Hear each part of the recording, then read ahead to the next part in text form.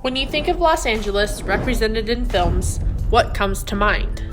Maybe it's simply the glamorous life of palm trees and oceans. Maybe it's the streets and city life we see in video games. Or maybe you think of Los Angeles as a futuristic type of society we see in science fiction movies. But how much do you think about the nightlife that is represented in Los Angeles?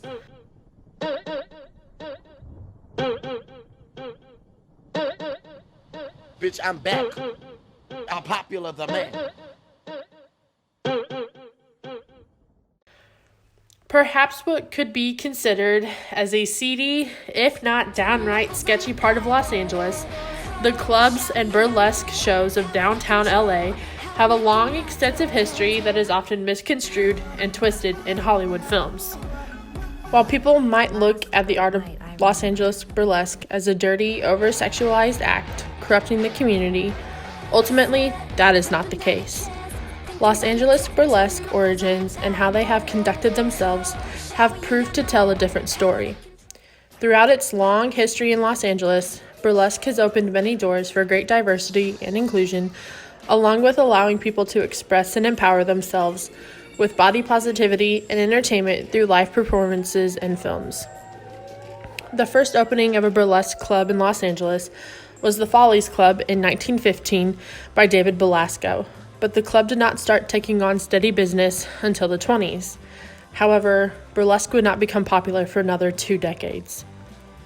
Burlesque began its heyday in Los Angeles in the 40s and 50s, known at the time as a quote-unquote naughty cousin of vaudeville. During this time, pinup girls and movie stars gained popularity for expressing their sensuality. The art of seduction in females began to be the thing to sell in Hollywood. Movies like Some Like It Hot, All About Eve, and A Streetcar Named Desire leaned towards female leads that embraced their sensuality. Movie stars like Marilyn Monroe, Betty Page, and Jane Mansfield gained their fame through becoming sex symbols of their eras. So, Hollywood knew that sex sells. And as we can still see today, that notion of sex sells has very much played out into our current society. In the 40s and 50s, female sensuality was put in place by men in Hollywood to sell their films to other men. However, through feminist movements and women's rights, women began to take back their image in Hollywood approaching the 90s. This movement gave birth to the neo-burlesque movement that also took place in burlesque shows throughout Los Angeles in the 90s to 2000s. While burlesque seems to be dancers taking off their clothes, Lily Von Stupp, a teacher of burlesque in LA, says it's much more than that. Quote, "A real burlesque has to have a story arc and a transformation. It has a little tongue-in-cheek, a tease, and a reveal. A reveal could be removing your top and exposing pasties, but it can also be untying your hair to reveal 4 feet of hair cascading down your back. That's far more sexual than taking off your top. Burlesque is about taking an audience on a journey and then blowing them away with the reveal. The striptease in burlesque is not about being nude, but getting there." End quote. The neo-burlesque movement was founded by Michelle Carr in the late 90s. Carr was known at the time for having and creating rather risque and outrageous ideas, such as her punk coffeehouse scene inside her new famous troupe, Velvet Hammer Burlesque. Carr paid homage to the origins of burlesque and created a show that was part showgirl extravaganza, part Catskill comedy set act that revolutionized the burlesque scene. Instead of featuring women who were quote-unquote the epitome of beauty in Hollywood at the time, such as skinny, prime-looking girls, Michelle instead featured a mix of badass, tattooed, often curvy, cool, alternative babes in thematic vignettes. Sexuality in women began to be seen as a whole. Instead of clubs and shows and movies representing sexy women as quote-unquote the only acceptable body type, burlesque opened up doors for what was typically thought of as unconventionally sexy at the time.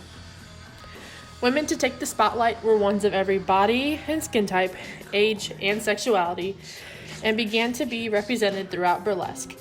Instead of shutting down doors with the controversy around this new burlesque like many people thought it would, the neo-burlesque movement began to boom. Shows began to take on every type of art form and began to integrate it with the style of burlesque. Everything from supernatural and mystical elements to comedic bits and stand-up began to be integrated into shows that turned out to be wildly popular in the community. With burlesque being so open to every single style, it opened the doors to every type of person to be included into the scene. While it may seem that burlesque can just be a woman-dominated show, in recent years, burlesque has opened up to be part of the queer community as well. Shows have become increasingly popular within the LGBTQ+ community as they are being more represented within the burlesque scene. Known in East Hollywood as boylesque, this type of burlesque is the umbrella for male-identified performers to also take part in the Los Angeles scene and the community of burlesque. While movies and shows within Hollywood tend to show burlesque as an overhyped, sexual, male-gazed, dirty, and crime-infested dance show, burlesque is really a fun, inclusive art scene that incorporates all types of people from every walk of life. It is a popular type of entertainment that has become extremely popular in Los Angeles, and while throughout movies and television shows, the type of burlesque shown may not be exactly what it is like in real life, the basis of the art is still able to be represented.